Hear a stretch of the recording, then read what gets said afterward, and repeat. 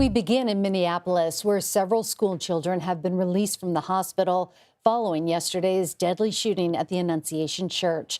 They were among 17 people injured when a shooter opened fire through the church's windows.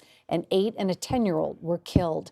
As officials investigate a motive for the attack, CBS News has verified several videos posted online and taken down by the shooter.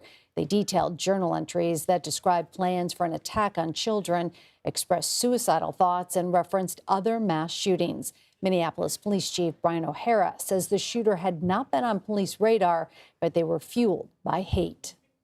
Unfortunately, this is a deranged individual who, like so many other mass shooters, has had an obsession with previous mass shootings that was looking to cause as much trauma and carnage as possible for their own personal notoriety.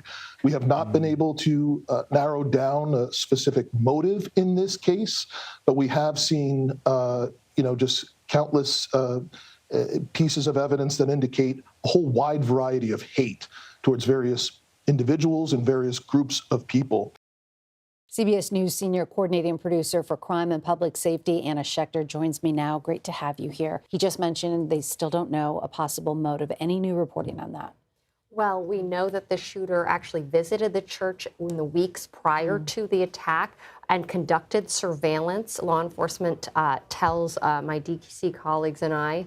So we know this was really targeted, and we'd already seen that very specific detailed drawing of inside the church.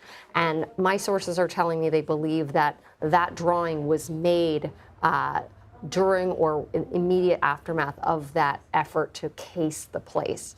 So that's just into CBS News, and we're learning a few more details.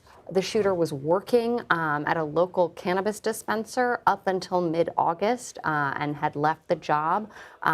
There are employees that have been talking to local newspapers about the shooter's sort of demeanor and inference that something big was going to happen, but no details about it. So still, police are not pinpointing a motive.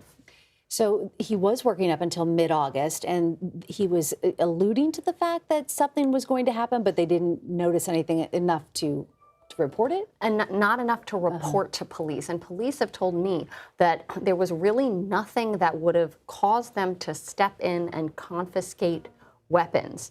The shooter legally purchased a firearms license and used that license to purchase those 3 firearms and others, and this was all legal under Minnesota state law. I think a lot of people are going to be looking at those laws. Remember also, there is a red flag law in Minnesota, so family, law enforcement, lawyers could have petitioned a judge to take those weapons away, but what police are saying is that nothing rose to that level. Where do things stand now in terms of the investigation? What happens next? Well, family members, former colleagues and associates are being interviewed today as we are speaking. Those interviews are underway. They have gone through much of the electronic devices already. There's still a couple of other devices that they haven't gained entry into, and that might happen in the future. But we're just one day into this, so there's still a lot more to do. They were very quick to say that the shooter acted completely alone. I'm really curious to see if that shifts. All right, Anna, thank you so much. And they did just update that it's now up to 18 that were injured during the shooting. Thanks again.